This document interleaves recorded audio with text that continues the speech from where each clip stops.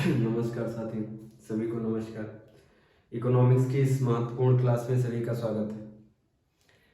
इससे पहले वाली क्लास में क्वांटिटेटिव मेथड पढ़ा दिया था। क्वांटिटेटिव मेथड के जितने भी घटक थे, repo rate, reverse repo rate, bank rate, each and every one I was explain, सभी टॉपिक हमने पढ़ा दिए थे। आज की क्लास में क्वांटिटेटिव मेथड, हमने मॉनेटरी पॉलिसी में क्वांटिटेटिव मेथड बताया। मॉनेटरी पॉलिसी में ही दूसरा मेथड आता है क्वालिटेटिव मेथड, गुणात्मक विधि।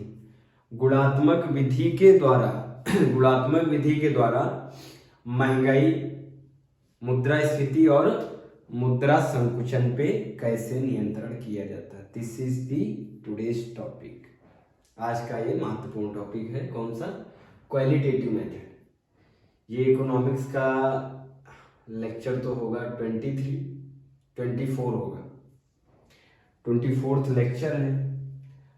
और टॉपिक आज का क्या है? क्वालिटेटिव मेथड, गुणात्मक विधि। गुणात्मक विधि आज का टॉपिक है।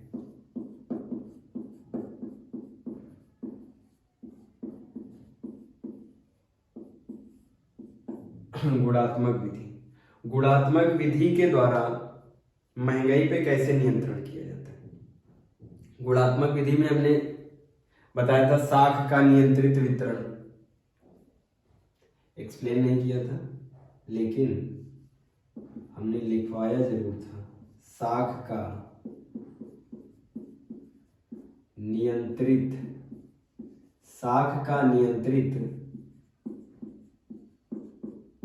वितरण। साख का नियंत्रित वितरण क्या होता है, ध्यान से समझना। जब से हम डिमांड एंड सप्लाई पढ़ा रहे हैं, डिमांड एंड सप्लाई में जैसे ही थोड़ा आगे बढ़े थे,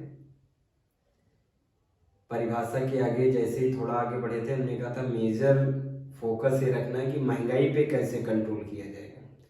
इन सभी मेथडों से महंगाई पे कैसे कंट्रोल किया जाएगा, यही हमको सीखना है।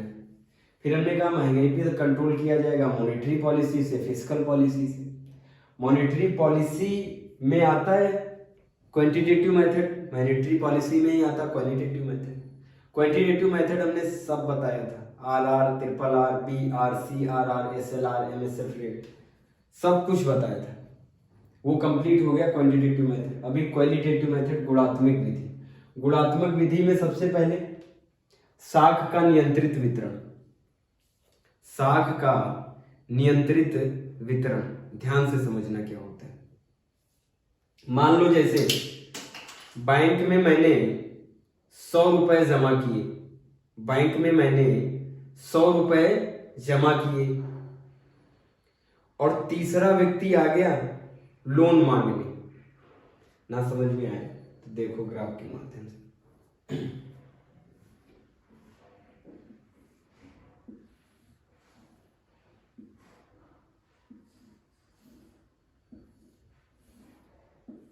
ये हो गई बैंक, ये हो गई बैंक।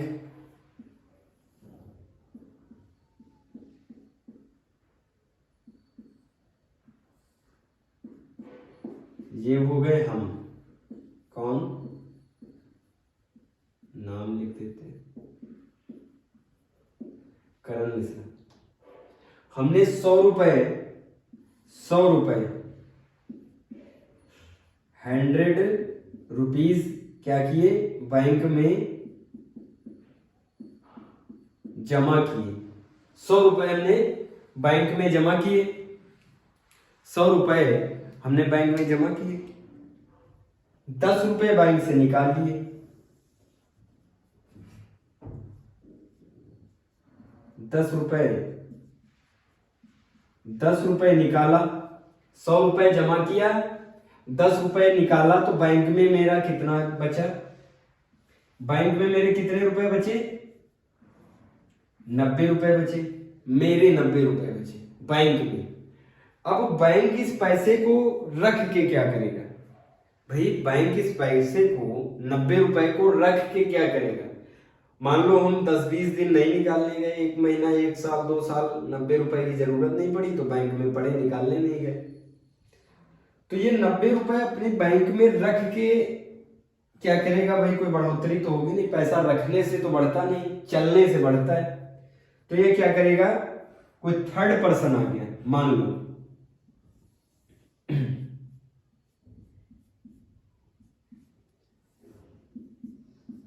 ये व्यक्ति आया जिसका नाम है अरुण। करण ने 100 रुपए बैंक में जमा किए, 10 रुपए निकाले, उसके 90 रुपए बैंक में बचे हुए। तीसरा व्यक्ति आया अरुण, उसने क्या मांगा? बैंक से पैसे मांगे, मतलब क्या होगा? वो लोन मांगा, बैंक से लोन मांगा।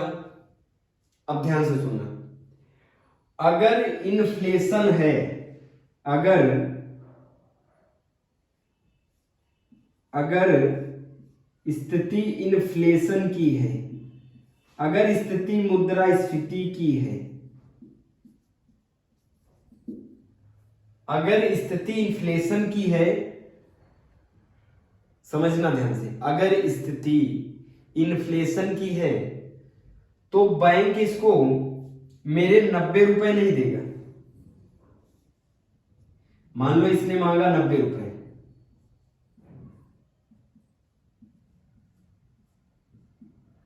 अगर इन्फ्लेशन की स्थिति है, बाजार में महंगाई है, तो बैंक 90 रुपए नहीं देगा, बैंक इसे देगा 60 रुपए। बैंक इसे कितने देगा? In the case of inflation bank कितने देगा? 60 रुपीज। अरुण को बैंक कितने देगा? 60 रुपीज।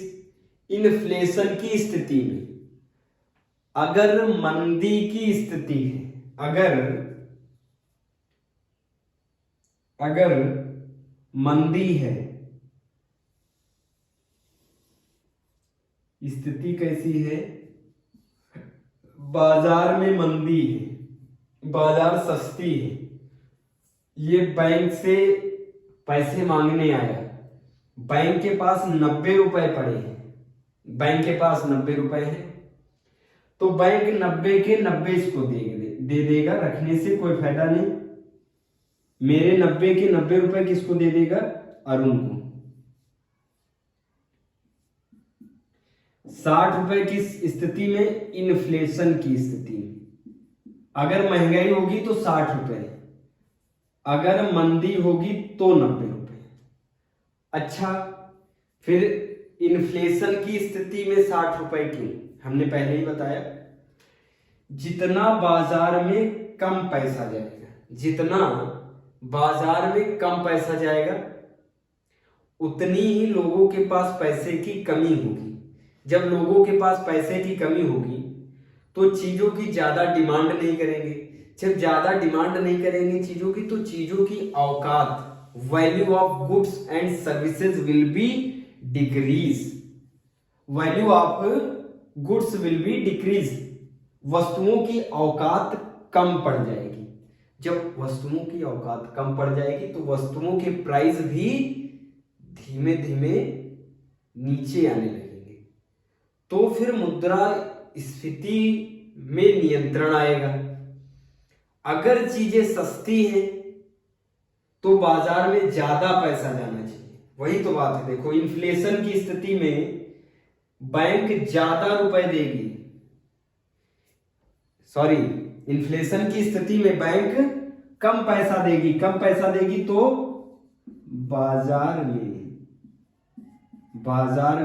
कम, बार बार समझा रहे हैं, बाजार में कम पैसा जाएगा, बाजार में कम पैसा जाएगा, बाजार में कम पैसा जाएगा, कम पैसा जाएगा तो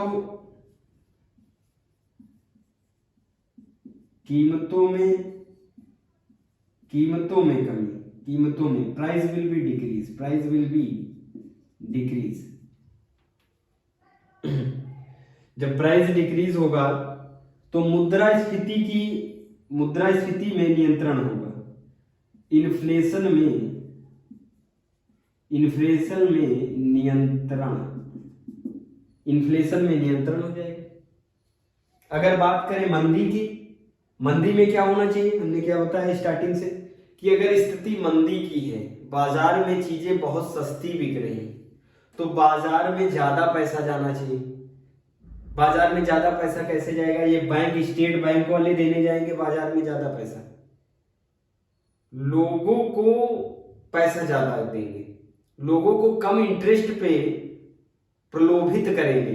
कम इंटरेस्ट जब कर देंगे तो लोग दौड़ के बैंक के पास जाएंगे, दौड़ के बैंक के पास जाएंगे लोन लेने, लोन लेके आएंगे तो पैसा तो भाई कोई धरेगा नहीं, धरने से क्या फायदा। हम लोन लेके आए और पैसा धरे और उसका ब्याज दे तो मूर्खता है। लोन लेके आए तो घर बनवाने लगे, लोन लेके आए कोई चीज खरीदने लगे, हर चीज खरीदोगे तो मार्केट से, भाई घर बनवाओगे सरिया सीमेंट मोरंग सब मार्केट से खरीदोगे। 10 लाख रुपए लेके आए, बजट बना लिया कि भाई 8 लाख रुपए का मकान बनवा देंगे, 2 लाख रुपए की अपनी परिस्थितियों के हिसाब से चलेंगे, 2 लाख रुपए में उसमें घर का खर्च भी निकाल लेंगे, ये सब कुछ बाजार से ही आना है। तो बाजार में पैसा बढ़ेगा, बाजार में जब पैसा बढ़ेगा तो चीजों की औकात बढ़ेगी, चीजों की औकात बढ़ेगी, value of goods and services will be increase, then price will be also increase. तब मुद्रा संकुचन की स्थिति में नियंत्रण होगा, सीधी सी बात। साख का नियंत्रित वितरण, किसको नहीं समझ में आया वो कमेंट बॉक्स में लिखेगा। जो भी टॉपिक या कहीं से भी कोई दिक्कत होगी वो तुरंत बताएगा कि ये नहीं समझ में आया। साख का नियंत्रित वितरण हो गया, साख का नियंत्रित वितरण। दूसरा पॉइंट,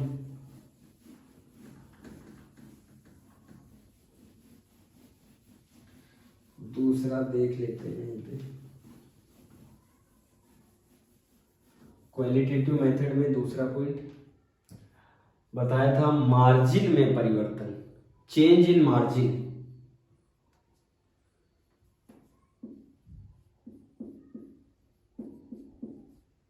मार्जिन में परिवर्तन, चेंज इन मार्जिन, मार्जिन में परिवर्तन, चेंज इन मार्जिन। ध्यान से समझना। अगर हम अपने प्रॉपर्टी के पेपर लेके जाते हैं कहाँ, बैंक के पास लोन लेने, अपने असेट्स के पेपर, संपत्ति के पेपर लेके जाते हैं बैंक के पास लोन लेने, और संपत्ति की वैल्यू है 10 लाख रुपए, तो बैंक कितना लोन देगा? अगर महंगाई की स्थिति है, अगर बाजार में इन्फ्लेशन की कंडीशन है, तो जाहिर सी बात है कि लोन कम मिलेगा। शुरुआत से समझा रहे हैं कि अगर महंगाई की स्थिति है, अगर इन्फ्लेशन है बाजार में, तो बैंक कम पैसा देती है।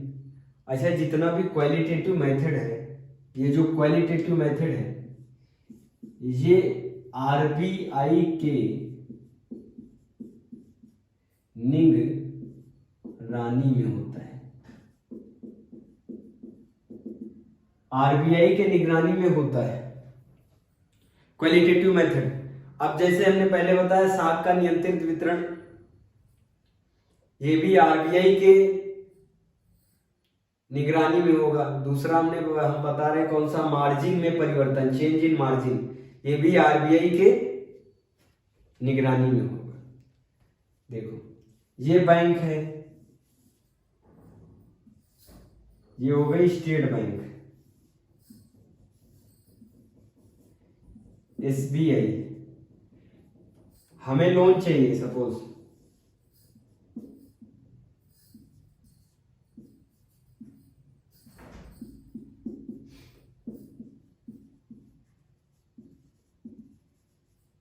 हमें क्या चाहिए, लोन चाहिए।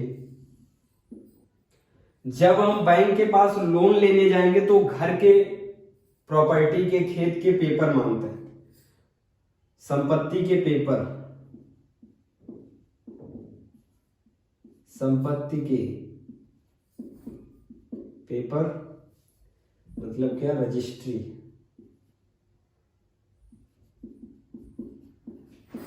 रजिस्ट्री मांगता है। घर की वैल्यू है 10 लाख रुपए, पेपर जो लेके गए हैं संपत्ति के पेपर की वैल्यू है 10 लाख, 10 लाख रुपए। संपत्ति के पेपर की वैल्यू है 10 लाख रुपए। संपत्ति के पेपर की वैल्यू है 10 लाख रुपए। दो कंडीशन, एक इन्फ्लेशन की कंडीशन, एक डिफ्लेशन की कंडीशन। जब हम बैंक के पास लोन मांगने गए, रजिस्ट्री के पेपर लेके गए, संपत्ति के पेपर, संपत्ति की वैल्यू है 10 लाख रुपए और उस समय बाजार में महंगाई है, उस समय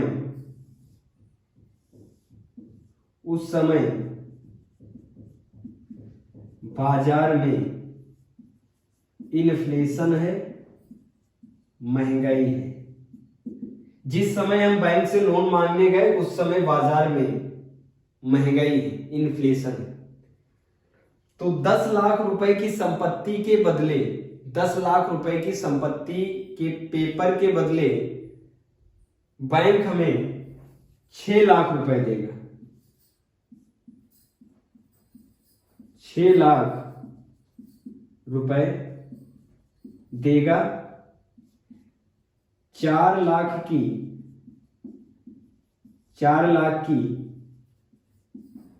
मार्जिन बनाएगा। 4 लाख होल्ड करेगा, 4 लाख का उसका वो होल्ड करके रखेगा, मार्जिन डेवलप करेगा 4 लाख रुपए की। हमारे हाथ में कितने आए, 6 लाख रुपए। अगर बाजार में इन्फ्लेशन है तो 6 लाख रुपए कम पैसे देगा। जब महंगाई होती तो लोन में कम पैसा मिलता है। दूसरी स्थिति में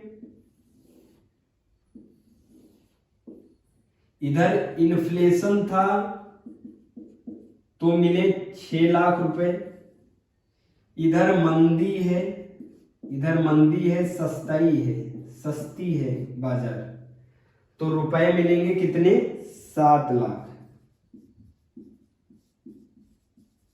7 लाख रुपए मिले,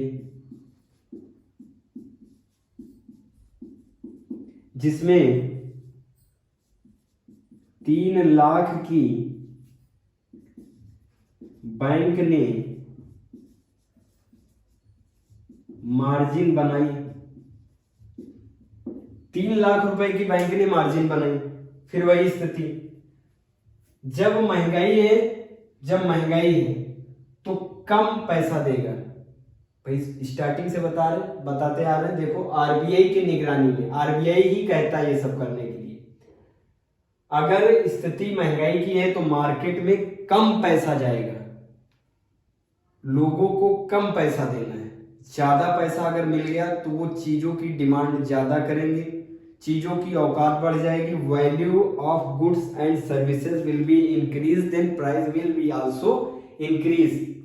इन दिस कंडीशन क्या करेगा बैंक, कम पैसा देगा लोगों को। जब कम पैसा मिलेगा तो कम चीजों की डिमांड करेंगे। जब चीजों की कम डिमांड होगी तो कीमतों में कमी आएगी, महंगाई पे नियंत्रण होगा। फिर दूसरी स्थिति क्या है, मंदी की। अगर बाजार में कोई कुछ नहीं खरीद रहा, 1-1 रुपए किलो सब बिक रहा है, तब भी गड़बड़ है, ये भी असंतुलित व्यवस्था है। इस असंतुलित व्यवस्था को संतुलित करने के लिए आरबीआई किससे बोलेगा, स्टेट बैंक से। स्टेट बैंक से बोलेगा कि अब जो लोन लेने आए अपनी प्रॉपर्टी पे, तो उसे ज्यादा लोन देना। मार्जिन क्या करो, मार्जिन कम की बनाओ और ज्यादा लोन दो।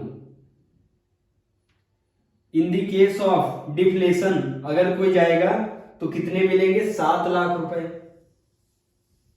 ज्यादा रुपए मिलेंगे। जब ज्यादा रुपए मिलेंगे तो ज्यादा लोग डिमांड करेंगे चीजों की, ज्यादा डिमांड करेंगे तो value of goods and services will be increase, then price will be also be increase. जब चीजों की औकात बढ़ेगी, जब चीजों की औकात बढ़ेगी तो उनका प्राइस भी बढ़ेगा। यहां से आया समझ में? जब 7 लाख रुपए मिलेंगे तो वही इंसान जिसे 6 लाख रुपए मिले थे तो 6 लाख में सब मैनेज करना चाह रहा था, अब उसको 7 लाख रुपए मिल गए तो 7 लाख रुपए में खर्चा बाजार में ही होगा। खर्चा क्या होगा? बाजार में ही होगा। 6 भी बाजार में खर्चा होगा, 7 भी बाजार में खर्चा होगा। अगर 6 मिले तो कम चीजें खरीद पाएंगे, अगर 6 मिले तो कम चीजें खरीद पाएंगे, ज्यादा डिमांड नहीं कर पाएंगे। जब डिमांड ज्यादा नहीं होगी तो वैल्यू क्या हो जाएगी? घट जाएगी। वैल्यू क्या होगी इन्फ्लेशन में? अगर कम पैसा मिलेगा तो वैल्यू क्या हो जाएगी? घट जाएगी। फिर कीमतों में कमी तो मुद्रास्फीति पे नियंत्रण, सीधी सीधी बात है। ये आया समझ में? चेंज इन मार्जिन में अगर लिखना चाहे तो लिख लें। अगर हम अपने प्रॉपर्टी के पेपर ले जाते हैं व्यापारिक बैंक के पास, 2 कंडीशन है। पहली कंडीशन, अगर इन्फ्लेशन है तो बैंक मार्जिन ज्यादा बनाएगा, मतलब हमारे पेपरों की जो औकात है, हमारे पेपर का जो रेट है 10 लाख रुपए, सीधा सीधा समझ लेना भाई, इन्फ्लेशन की कंडीशन है, महंगाई की कंडीशन है। तो किसी भी बैंक में जाओगे, फिर भी व्यापारिक किसी भी बैंक में जाओगे, पैसा कम मिलेगा, इंटरेस्ट रेट ज्यादा लगेगा। पैसा कम मिलेगा, इंटरेस्ट रेट ज्यादा लगेगा। वो क्यों? क्योंकि बैंक पैसा नहीं देना चाहती। फिर भी आप अपना पावर लगा के अगर पैसा लेना चाहते हैं, बढ़िया पकड़ है विधायक से, सांसद से, बैंक मैनेजर चाय पीने आता है घर पे, पकड़ अच्छी है और मार्केट में चल रही महंगाई, तो इंटरेस्ट रेट ज्यादा ही देना पड़ेगा। लोन तो मिल जाएगा लेकिन इंटरेस्ट रेट ज्यादा देना पड़ेगा, सीधी सीधी बात है। और लोन भी उतना नहीं मिलेगा। आप अप्लाई करेंगे 50 लाख रुपए का तो मिलेगा आपको 30 लाख रुपए। वो किस लिए? आरबीआई की निगरानी में। आरबीआई बोलेगा कम से कम मार्केट में पैसा देना है। अगर मंदी है उस समय कोई भी लोन लेने जाएगा तो उसको 10-12 लाख रुपए मिल ही जाएगा बिना सोर्स के। अब भारत की बात अलग है, यहाँ तो हर चीज में दलाली चलती है।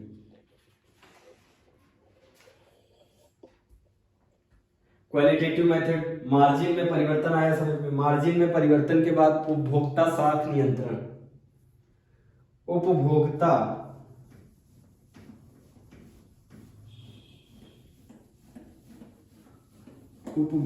साख नियंत्रण,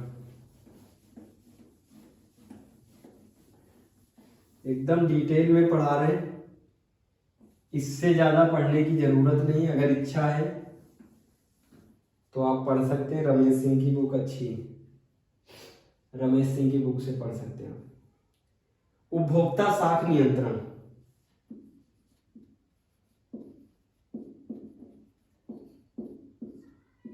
उपभोक्ता साख नियंत्रण,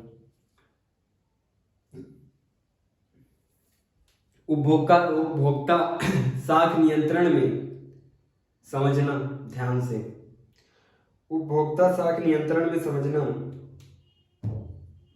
उपभोक्ता साख नियंत्रण में भी 2 कंडीशन बता रहे हैं।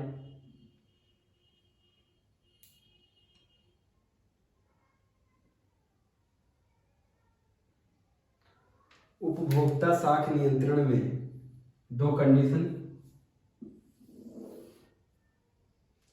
कंडीशन नंबर 1,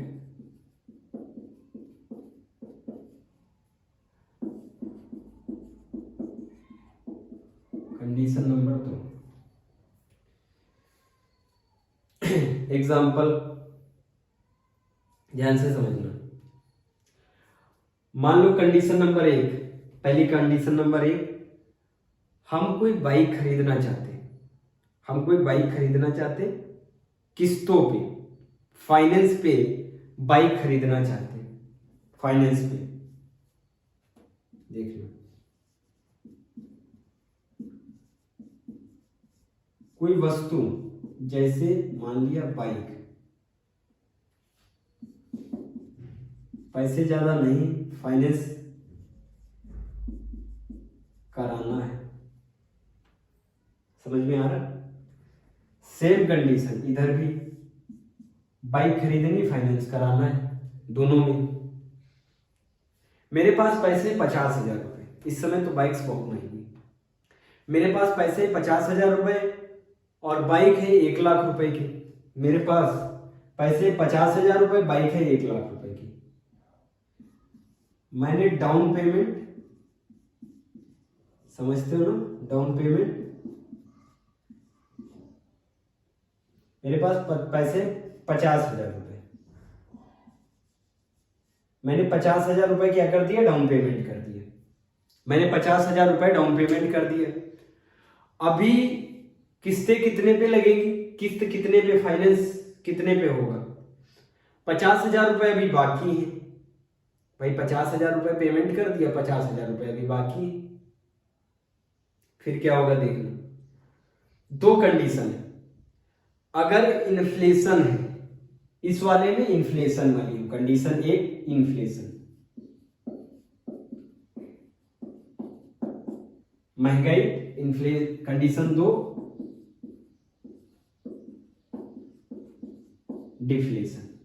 अगर बाजार में इन्फ्लेशन है और हमने 1,00,000 वाली बाइक खरीद ली, अगर बाजार में इन्फ्लेशन है, हमने 1,00,000 वाली बाइक खरीद ली, 50,000 रुपए डाउन पेमेंट कर दिए, 50,000 रुपए हमको किस्तों पे देने हैं। ज्यादा पैसे कमाते नहीं, कम पैसे कमाते, इसीलिए किस्तें अपने मन मुताबिक बंधवाना चाहते हैं। मान लो किस्तें हमने हर महीने की 5,000 की बंधवा ली, मंथली इंस्टॉलमेंट कितना करा लिया, मंथली इंस्टॉलमेंट करा लिया 5,000 रुपए का, तो 10 महीने में पेमेंट हो जाएगा। 5 दाम 50, 5,000 रुपए का एक मंथ की, 1 मंथ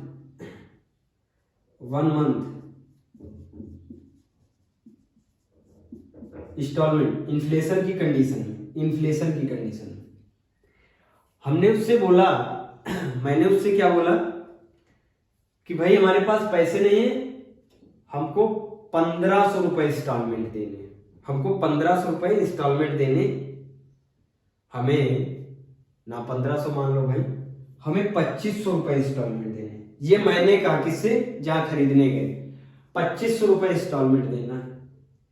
तो 25 रुपए, अगर महंगाई की स्थिति चल रही बाजार में, अगर बाजार में महंगाई है, तो वो शोरूम वाला या फाइनेंस, भाई फाइनेंस जो किया जाता है शोरूम वाला थोड़ी ना करता है, जो फाइनेंस करता है वो भी एक प्रकार की प्राइवेट, सुना नहीं, बजाज फाइनेंस, वो फाइनेंस करने वाले बैठे रहते हैं वहीं पे।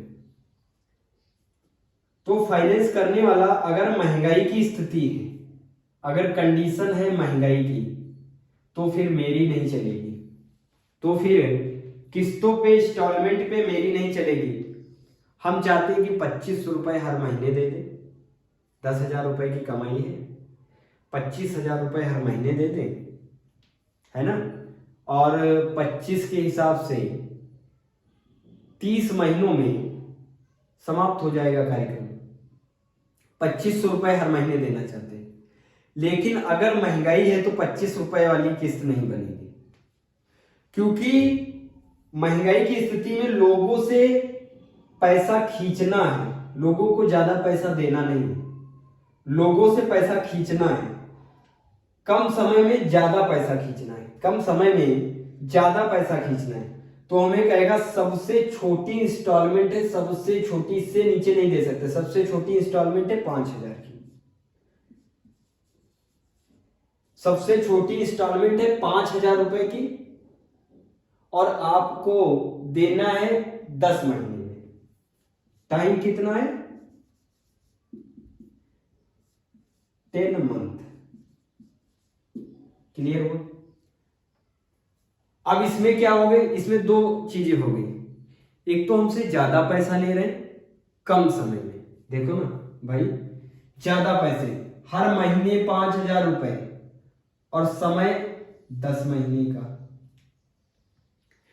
कम समय में जब ज्यादा पैसे लोगों से ले लेंगे तो लोगों के पास पैसा कम बचेगा, तो वो चीजें नहीं खरीद पाएंगे, बाजार में चीजें नहीं खरीद पाएंगे, तो कीमतें घटेगी, मुद्रास्फीति पे नियंत्रण होगा। In the case of inflation, देखो इन्फ्लेशन के केस में इंस्टॉलमेंट ज्यादा लगेगा, कम समय में ज्यादा इंस्टॉलमेंट देना पड़ेगा, ताकि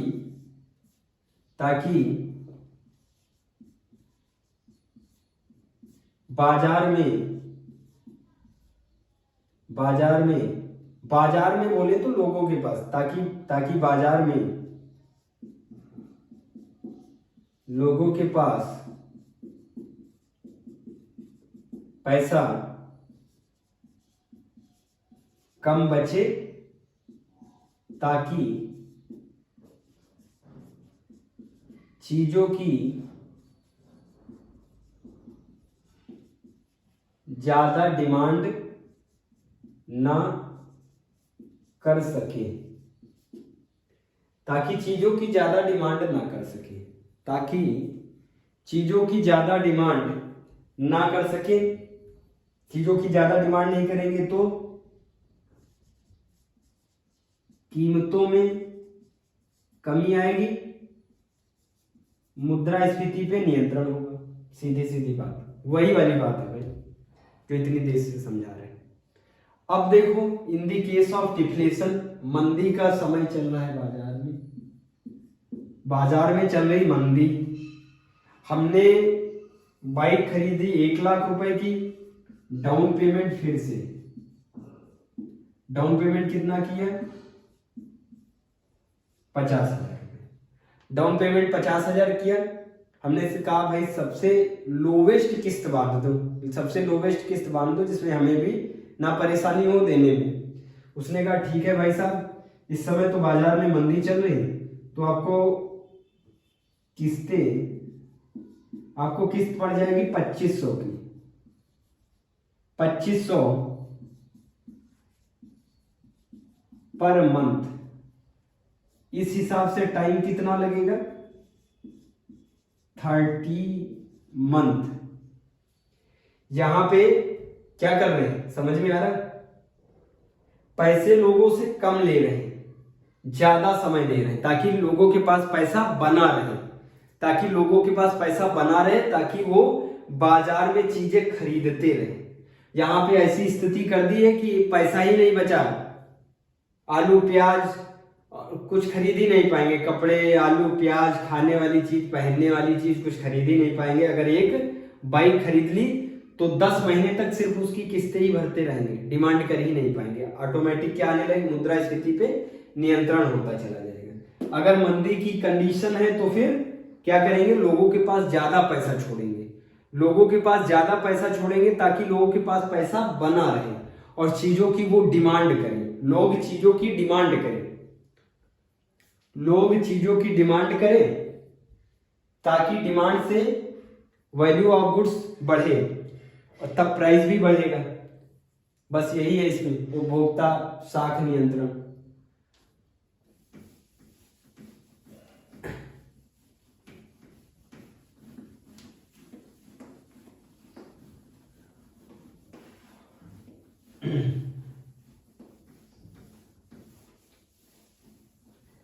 उपभोक्ता साख नियंत्रण, बस इतना है।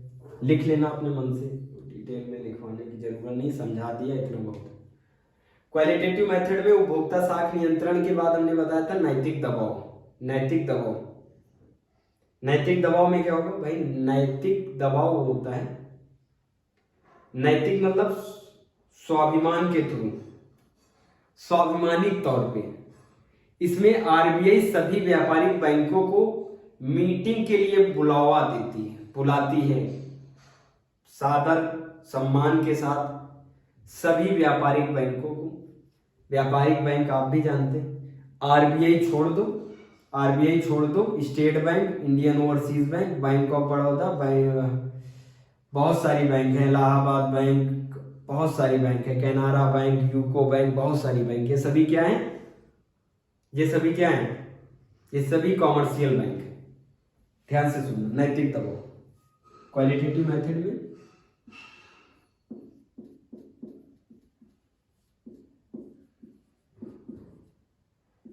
नैतिक दबाव, नैतिक दबाव में क्या होगा, मोरल प्रेशर, इसे इंग्लिश में बोलते हैं मोरल प्रेशर।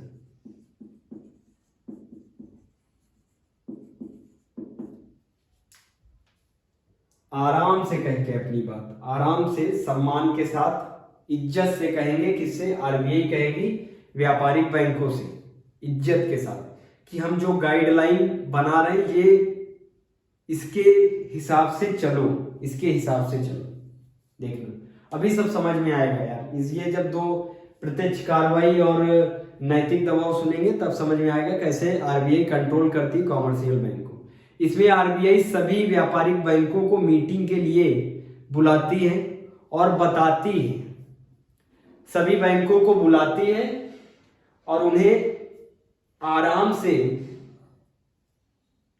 सभी लोगों को बुलाती है और उनको बताती है आप लोगों को मेरी गाइडलाइन के अकॉर्डिंग चलना है, जो जो हम नई पुरानी जो भी संशोधित गाइडलाइन बनाते हैं उसके अकॉर्डिंग चलना है। किससे बताती, कॉमर्शियल बैंकों से।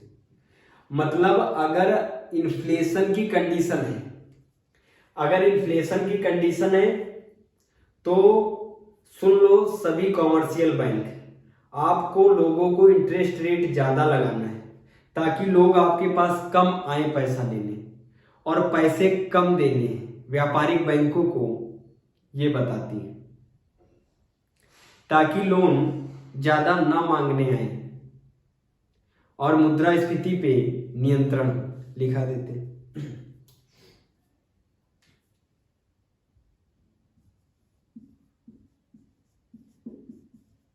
इसमें आरबीआई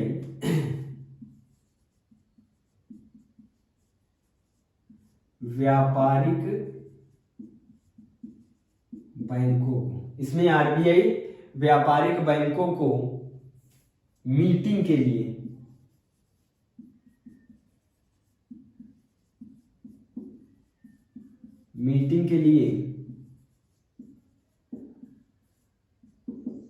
बुलाती है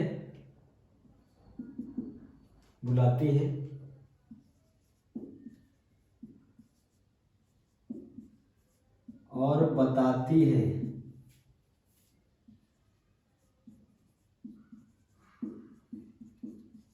आप लोगों को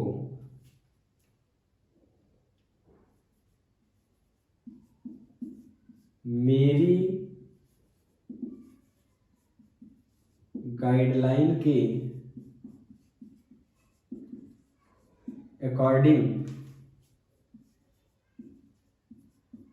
चलना है। मतलब देखो भाई,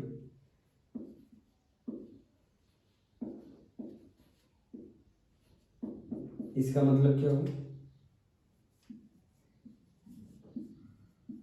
इन्फ्लेशन की स्थिति में लोगों को कम पैसा देना है और ज्यादा इंटरेस्ट ब्याज दर, ज्यादा इंटरेस्ट रेट लगाना है। ये किससे बताती, व्यापारिक बैंकों से। बस यही नैतिक दबाव, नैतिक रूप में।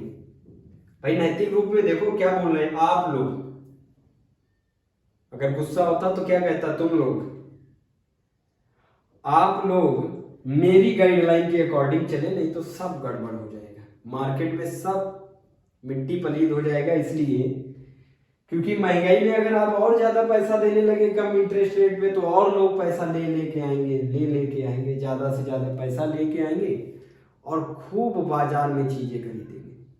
भाई 2 रुपए इंटरेस्ट, 2% इंटरेस्ट पे 20 लाख रुपए, 50 लाख रुपए लेके चले आए।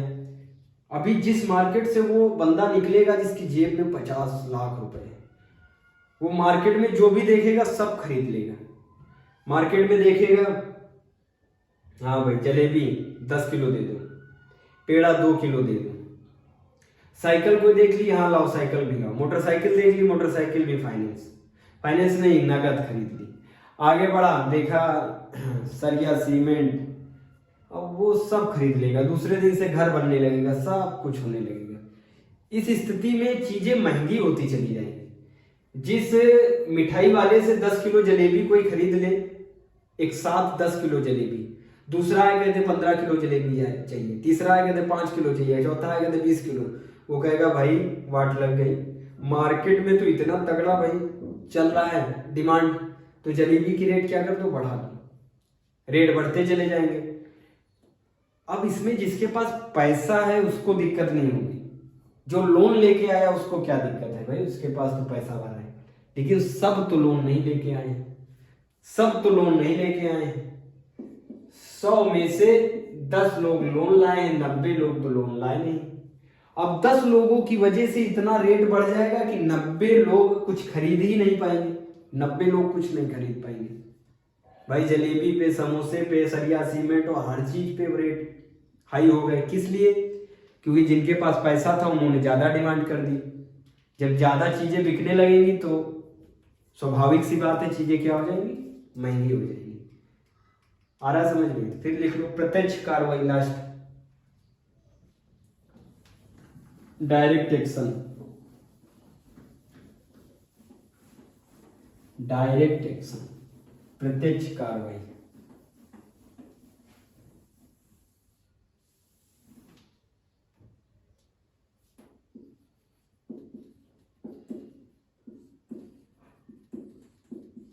कार्यवाही, प्रत्यक्ष कार्यवाही, इंग्लिश में डायरेक्ट एक्शन। डायरेक्ट एक्शन में क्या होगा, ध्यान से सुनना। नैतिक दबाव, नैतिक दबाव हमने बताया कि आराम से बातचीत करते, आराम से बातचीत करते, किससे? व्यापारिक बैंकों से। सबको बुलाते हैं, आओ भाई, आओ मामा तुम भी बैठो, आओ चाचा तुम भी बैठो, सबको सम्मान के साथ बुलाते हैं और आराम से बताते हैं कि हम जो चीजें बना रहे हैं, जो गाइडलाइन बना रहे हैं, नई नई पुरानी जो भी गाइडलाइनें हैं वो आप लोगों को फॉलो करनी है मार्केट में पैसा देने से पहले। मान लो आरबीआई ने कहा और व्यापारिक बैंक ने नहीं सुना, व्यापारिक बैंक अपने प्रॉफिट में, अगर कम इंटरेस्ट पे लोन देगी तो ज्यादा लोग लोन लेने आएंगे तो उसका ज्यादा प्रॉफिट है, ज्यादा से ज्यादा लोगों को लोन देगी।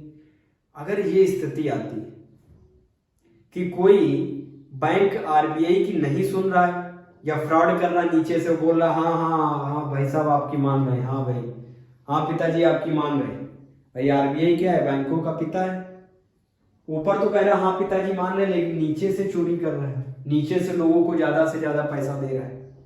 ऐसे में गुस्सा आ जाएगा कौन, आरबीआई, लाइसेंस ही निरस्त कर देगा, लाइसेंस ही निरस्त कर देगा। लाइसेंस निरस्त करता कॉमर्शियल बैंक का इसी में, प्रत्यक्ष कार्रवाई में। नैतिक दबाव, नैतिक दबाव में बातों से हल निकाला जाता, बातचीत करके व्यापारिक बैंकों को बताती है, मनाती है कि इन्फ्लेशन में कम पैसा देना है। लेकिन प्रत्यक्ष कार्रवाई में क्या करते हैं, आर्थिक दंड और लाइसेंस निरस्त कर देते हैं। प्रत्यक्ष कार्रवाई में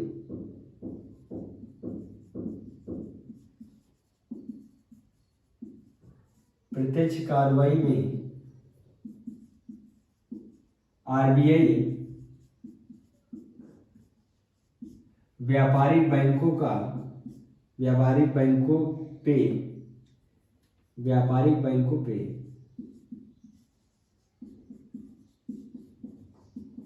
आर्थिक दंड लगाती है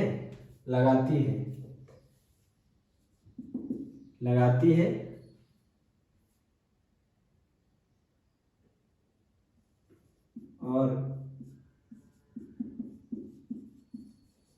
लाइसेंस जाओ, आज से बैंक ही खत्म, लाइसेंस निरस्त कर देती।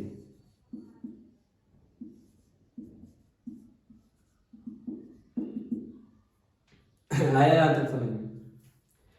अगर आरबीआई की कोई व्यापारिक बैंक नहीं मानता है तो उस पर दंडनीय आर्थिक दंड, उसको दंड क्या देंगे भाई? आर्थिक दंड दे सकते हैं, पैसा वैसे वाली, पैसा खींच लेंगे उससे, आर्थिक दंड लगाएगा। और या फिर जब ज्यादा बदमाशी होने लगेगी, ज्यादा बदमाशी कर रहे हैं, अपने मन का कर रहे हैं, तो फिर लाइसेंस निरस्त कर दिया, जाओ बैंक ही खत्म, दो जाके पैसा। किसको दोगे पैसा जब बैंक ही नहीं रही? आ रहा समझ में? यहां तक नोट डाउन कर लो। इससे अगली क्लास में फिस्कल पॉलिसी पढ़ाएंगे। फिस्कल पॉलिसी में सार्वजनिक व्यय, पब्लिक एक्सपेंडिचर, सार्वजनिक ऋण और करारोपण, टैक्सेशन, ये पढ़ाएंगे। ठीक है, सभी लोग नोट डाउन कर लो।